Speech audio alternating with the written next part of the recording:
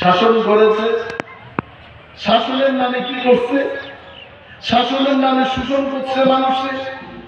Panchayat vote হতো এই লক্ষ্মীনারায়ণপুর পঞ্চায়েতের লোকেদের আমি বলবো, আপনারা পঞ্চায়েত ভোটের সময় ভোট দিতে পারছেন?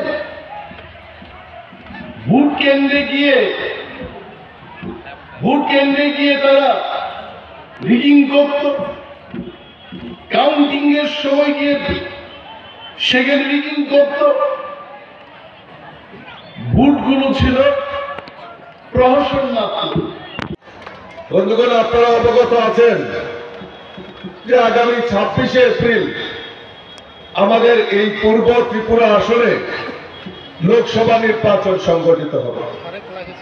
আর এই লোকসভা নির্বাচনে আমাদের প্রার্থী, আমাদের এই ত্রিপুরা রাজ্যের রাজ পরিবারের কন্যা কৃতি দেবী দেববর্মন মহোদয়কে আমরা প্রার্থী করেছি।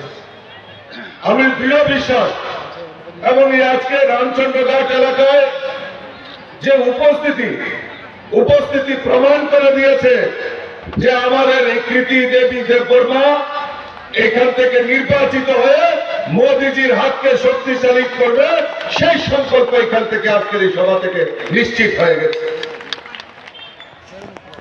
এখন আমাদের দায়িত্ব, অনিমেষদা বলছিলেন, এখন আমাদের দায়িত্ব এই ত্রিপুরা রাজ্যে কংগ্রেস সিপিএম এর অশুভ আঘাতকে তাদের পরাস্ত করতে হবে, তাদের জামানত বাজেয়াপ্ত করতে হবে, আর কৃতি দেবী দেববর্মাকে বিজয়ী করতে হবে।